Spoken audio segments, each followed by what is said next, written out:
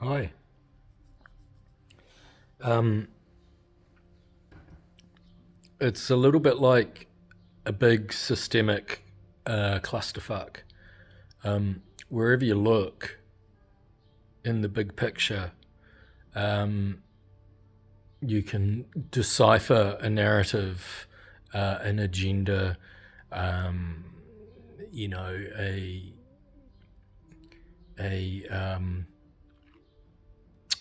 a causal relationship with problem, reaction, solution, or base motives, profit, follow the money, as they say. Um, I, in that way, I think if you're a true soul, a true artist, let's use the word artist, shall we? Um, you know, I think for me, and I've said it before, but I'm going to say it again.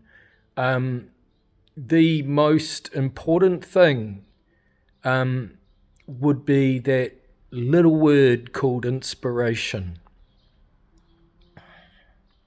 And I want to extend that notion to the shadows in the cave, as it were. Life, the self, the ego, the continual and utter problem of culture, and being, part of this juggernaut civilization of, profiteering, slavery, and piracy. It would seem, regardless of the elevated notions that we're taught about ourselves. It really does seem like a de-evolutionary process. I'm pretty convinced we used to be a hell of a lot genetically better. So getting back to inspiration within the big picture, take ourselves not out of context, not out of the field of view, but within the within. Remember to remember, but it's a lot more than my myopic me and my.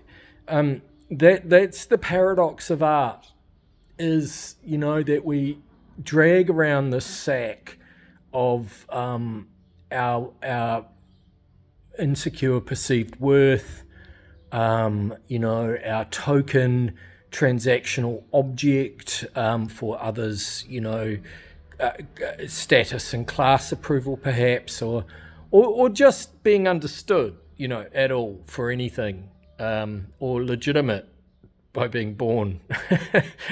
All these quaint antique notions before the postmodern anti-human philosophy took over, and we all worshipped EFTPOS machines.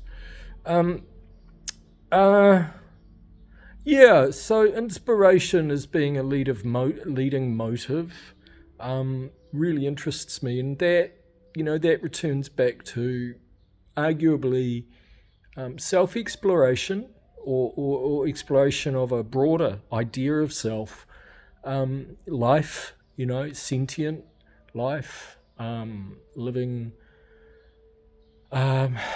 simultaneous consciousness, sending, receiving. But the difference between the made, maker, and making, it becomes devotional. It's devotional, and that's its intent. And it's a little bit like an indigenous person not understanding their individual self, because there's no difference between them, their family, the tribe, and the river, and the goddess of the mountain, and the water coming out of the cave at the base of the mountain.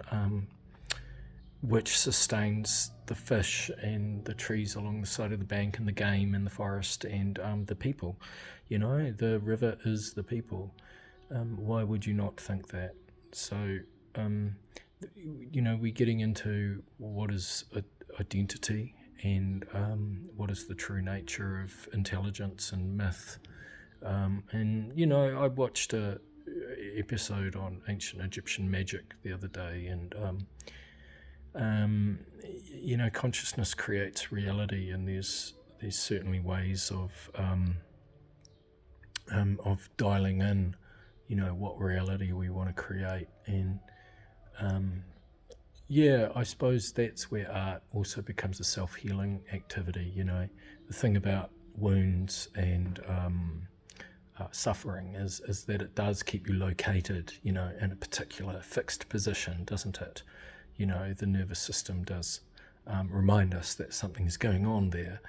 And we're all in that position, we're kept pinned down. We kept, we kept in a holding pattern of limited belief and role play. And arguably, victimage is a mass consensus, group psychosis team sport. We cheer for our victors to punish us, and we're confused about any other way of perceiving reality. I think people that grow vegetable gardens, people that work with nature, perhaps work with horses and dogs and children, sort of understand that life itself has its own way of manifesting reality, and some might call that the spirit of God, or creation. And I think equally the unconscious bubbles through, regardless of what our intent is. The primordial, the visceral, and the reality of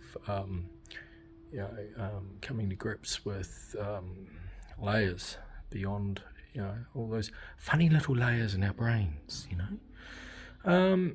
Look, being alive or dead is an absolute amazing thing. I'm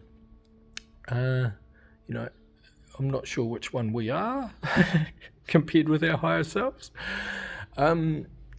This could be the bardo, right?